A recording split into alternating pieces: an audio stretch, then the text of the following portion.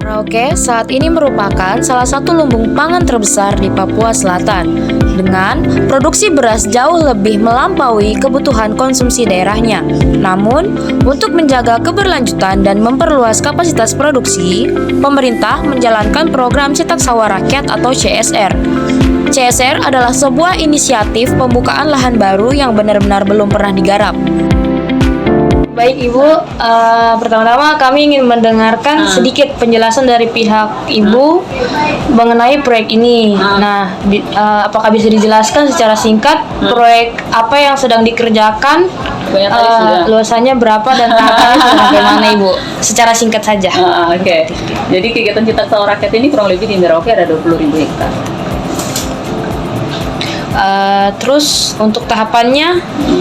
Jadi pertama permohonan dari masyarakat ya, pemilik lahannya ya, baik hak layak maupun kepemilikan perserangan, baik sertifikat ataupun belum, yang penting sudah ada jual belinya, dari kepala kampung atau gapoktan, gabungan kelompok tani, terus melampirkan surat pernyataan tadi bahwa yang punya lahan mau untuk dicetakkan menjadi lahan usaha tani. Dalam hal ini kegiatan Cetak Sawah Rakyat.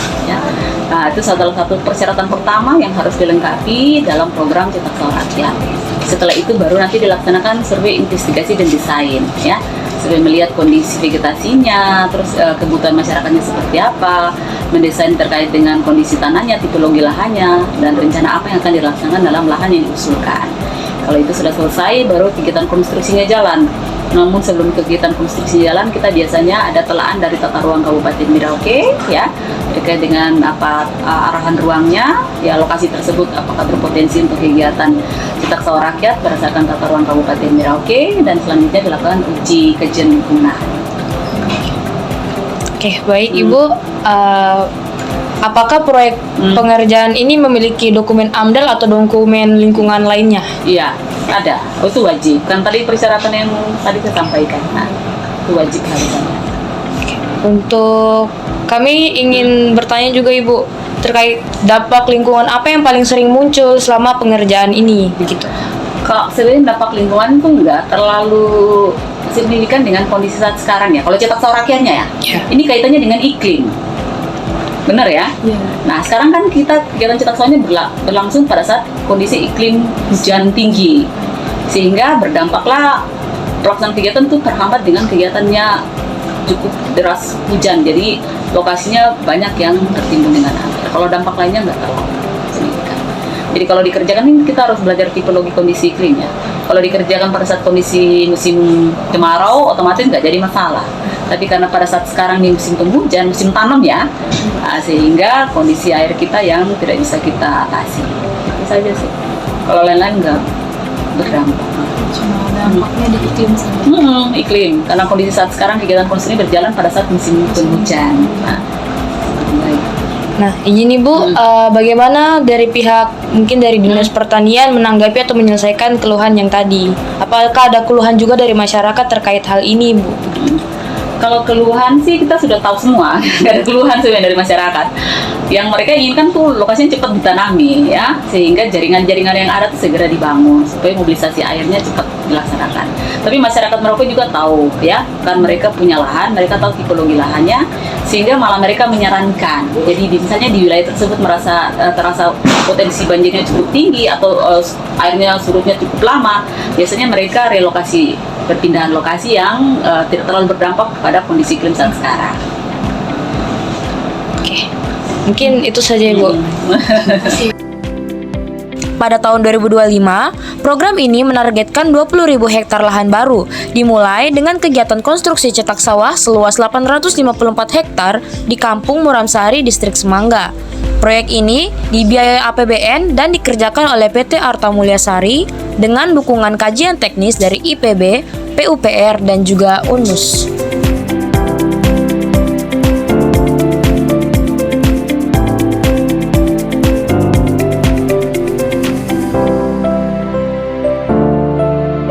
Pak, kalau boleh tahu luas lahannya kisaran berapa Pak?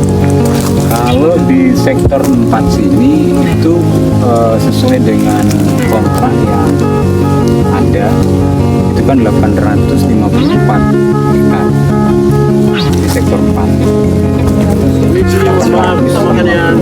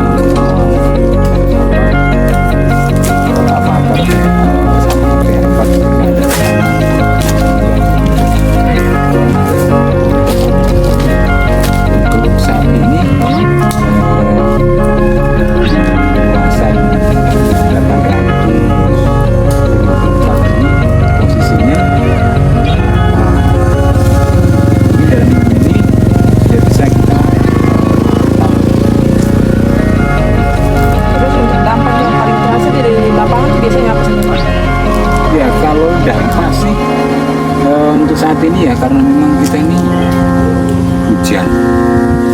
hujannya cukup tinggi, walaupun masa kemarau tapi kan ini sudah masa-masa hujan. Kondisi saluran ini ya dengan volume air yang ada di hamparan dan dengan tanah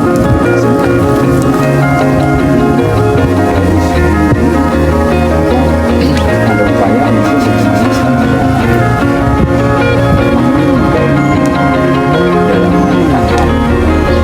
perbaikan sama konstruksinya belum keseluruhan.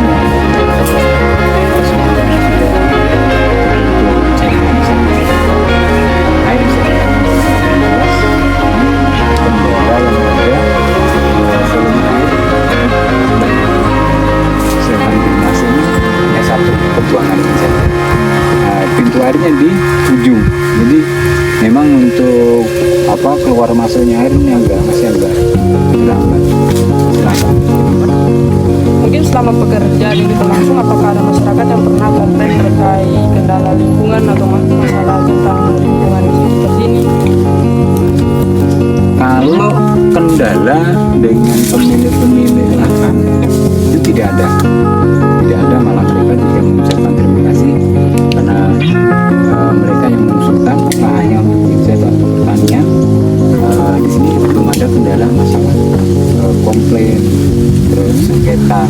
Ya wajar lah mungkin sengketa batas antara pemilik lahan dengan pemilik yang satu. Ini kan kita masih bisa kita bisa koordinasikan dengan baik yang baik. Jadi saya pikir tidak ada komplain. Kalau proyek ini tuh mulai kapan dikerjakan Pak? Terus progresnya sudah sampai berapa persen? Kalau dari mulai konstruksi lahan, dari mulai bongkar lantai itu di sini bulan 8 sudah mulai. Terus kalau untuk progres clearing ini sudah 74 ya. Terus konstruksi jaringannya hampir sama. Nah, memang ya ada sedikit perbaikan, termasuk itu masalah ada makam yang memang ada perbaikan, makam yang memang difungsikan untuk menahan keretakan.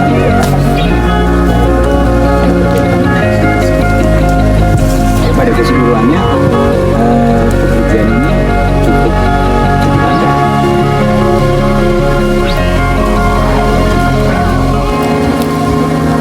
Sudah itu saja Pak, soalnya tadi juga kita sudah wawancara di Kabit di pertanian. Terus mau lihat nggak di sana? Boleh di ujung. Diantar kah Mas? Boleh.